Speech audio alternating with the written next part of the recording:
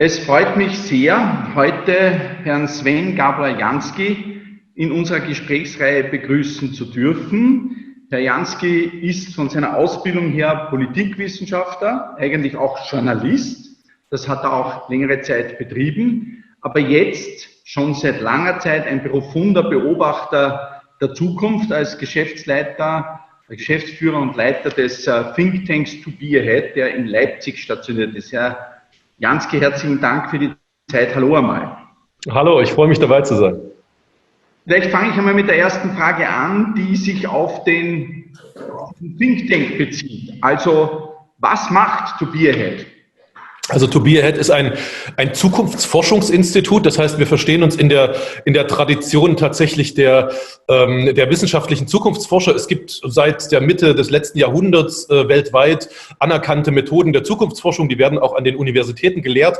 Das machen wir also. Wir analysieren mit wissenschaftlichen Methoden, wie sehen die nächsten 10 Jahre aus. Wir sind natürlich keine Wahrsager oder Hellseher, sondern wir machen Prognosen, ja.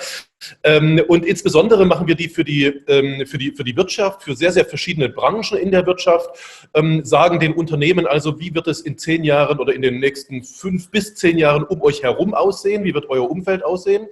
Dann machen wir mit denen ihre Idealpositionierung. Also wenn es so aussieht, was wäre für dich die beste Positionierung da? Naja, und letztendlich auch noch die Strategie dahin. Also wir haben sozusagen Zukunftsforschung ein bisschen ausgedehnt. Wir machen nicht nur Studien, sondern wir geben den Unternehmen, besonders so mittelständischen Unternehmen, großen mittelständischen Unternehmen, eben auch ihre Zukunftsstrategien.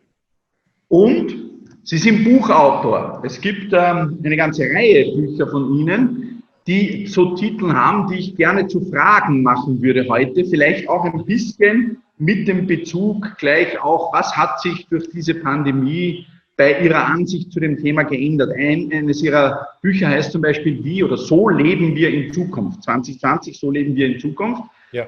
Also, was hat sich durch diese Pandemie jetzt eigentlich geändert, was Ihre Sicht anbelangt? Wie leben wir in Zukunft? Naja, also diese Frage hat natürlich viele Facetten und ich sage nochmal, ich bin kein Wahrsager, ja, also ich kann auch nicht ich will auch gar nicht in die, wie soll ich sagen, in die Versuchung kommen, was da manchmal in den Fernsehtalkshows da von anderen Wissenschaftlern gewahrsagt wird. Das ist nicht mein Metier. Was wir sagen können, was wir heute prognostizieren können, wir arbeiten natürlich mit verschiedenen Szenarien, wie das weitergehen könnte mit dieser Pandemie. Was, glaube ich, eine recht hohe Wahrscheinlichkeit hat, ist, dass in den meisten Bereichen in der Wirtschaft die keine grundlegenden neuen Trends auftreten, außer in Bereichen, die sehr, sehr hart betroffen sind. Also beispielsweise die Airlines, ja, also das Fliegen an sich. Dort mag sich in den nächsten 3 bis 5 Jahren wirklich etwas verändern. In vielen anderen Bereichen ändert sich ganz, ganz wenig, außer dass die Trends, die wir vorher beschrieben haben, ein bisschen schneller kommen.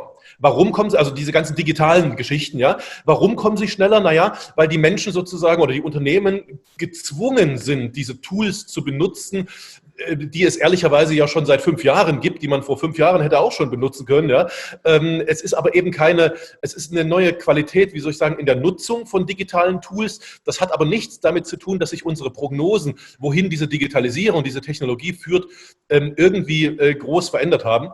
Ich muss eine einzige Einschränkung machen, die mir relevant erscheint. Die betrifft aber gar nicht die Wirtschaft, sondern die betrifft eher so die Politik und die Gesellschaft. Was wir in der Corona-Zeit jetzt sehen und gesehen haben und weiterhin sehen, ist, dass die Politik und zwar gar nicht sozusagen das Parlament, also nicht die Legislative, sondern die Exekutive, also die Regierung, stark sozusagen in die Deutungshoheit, in die Gestaltungsmacht für Zukunft eingreift. Also ja, da gibt es ich weiß gar nicht, was die richtigen Worte sozusagen sind. Also sagen wir mal, die Regierung wurde ermächtigt oder hat sich manchmal auch selbst ermächtigt, sozusagen Dinge zu tun, einzugreifen, in Grundrechte sogar und so weiter.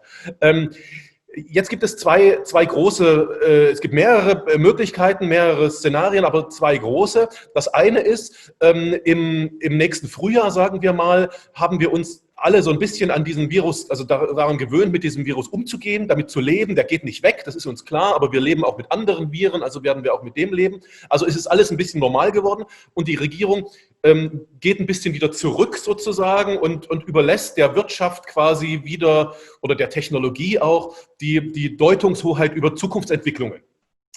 Zweite Möglichkeit, die Politik tut das nicht. Die Politik erlässt Gesetze oder die Regierung erwartet vom Parlament sozusagen Gesetze zu erlassen, dass die Regierung dauerhaft, in Deutschland haben wir gerade diese Diskussion, ja, dauerhaft sozusagen mit so einem Ermächtigungsparagraphen versehen ist und dauerhaft selber entscheiden kann, ob Grundrechte eingeschränkt werden oder nicht. Also wenn die Regierung sozusagen und die Politik generell in diesem, ich nenne das manchmal auch Neodirigismus, also wenn sie jetzt ihr Selbstbild verändert und sagt, nein, wir wollen diejenigen sein, die Zukunft bestimmen. Wir überlassen das nicht mehr der Technologieentwicklung, der Wirtschaftsentwicklung, dem Markt, sondern wir wollen das sein. Dann verändert sich signifikant etwas. Aber dazu kann man heute ehrlicherweise auch als Zukunftsforscher noch keine verlässliche Aussage treffen. Man kann allein sagen, es gibt den möglichen Weg, das Szenario und es gibt das Szenario. Und es gibt natürlich die Punkte, an denen sich entscheidet, ob es in die Richtung oder in die Richtung geht. Ja. Aber wir haben diese Punkte noch nicht erreicht, deshalb können wir darüber noch keine wirkliche Auskunft geben. Es war sicher eine Erfahrung, die man jetzt auch gemacht hat, dass der Ruf nach mehr Staat wieder etwas lauter geworden ist. Das war ja auf der einen Seite gesellschaftlich vielleicht auch impliziert, weil es hier Regeln jetzt gebraucht hat, wo es vorher noch keine oder nicht Regeln dieser Art hatten wir immer, aber vielleicht nicht in diesem Ausmaß. Ja. Aber ein zweiter Aspekt ist sozusagen, Staat beteiligt sich an Unternehmen, jetzt sozusagen aufgrund der wirtschaftlichen Situation, in der wir sind. Wird der Staat sich dort wieder in diesen Bereichen entsprechend zurückziehen oder besteht irgendwo der Ansatz, dass man sagt, da hat sich jetzt so etwas verändert, an das wir uns dann wieder gewöhnen und es bleibt jetzt längere Zeit so? Also ich glaube, dass das tatsächlich von Staat zu Staat, also von Land zu Land auch ein bisschen unterschiedlich ist. Ich sehe im Augenblick Signale dafür, dass der Staat sich wieder zurückzieht, dass er gezwungen ist, gedrängt ist, sich zurückzuziehen. Diese Signale sind einmal Gerichtsentscheidungen, ja, also wo der Staat sich einfach zu weit vorgewagt hat sozusagen und jetzt diese Entscheidungen durch Gerichte wieder kassiert werden. Hat man gerade in Deutschland im Augenblick sehr stark. In Deutschland regt sich auch gerade das Parlament, also der Bundestag und sagt, nee, also diese Rechte gehören uns. Wir sind die gewählten Volksvertreter, nicht ihr. Ihr seid nur die sozusagen unsere Gesetze ausführen. Also im Augenblick sind da deutliche Signale aus meiner Sicht zu sehen, dass sich das wieder zurückentwickelt sozusagen. Ja, aber keiner weiß, was möglicherweise passiert, wenn dann die Infektionszahlen doch noch mal über den Winter steigen und doch noch mal in Höhen steigen, wo es vielleicht problematisch für das Gesundheitssystem wird. Das kann heute noch keiner voraussagen, ob es diese Zahlen wirklich gibt oder ob es diese Zahlen nicht gibt. Das Einzige, was wir sagen können, ist, wie gesagt, diese zwei Szenarien, wenn es dort eine signifikante Steigerung gibt und wenn es wieder nötig ist, sozusagen, dass die Regierung hart durchgreift, um katastrophale Zustände zu verhindern, dann ist die Wahrscheinlichkeit hoch, dass sie auf längere Zeit diese Macht beansprucht.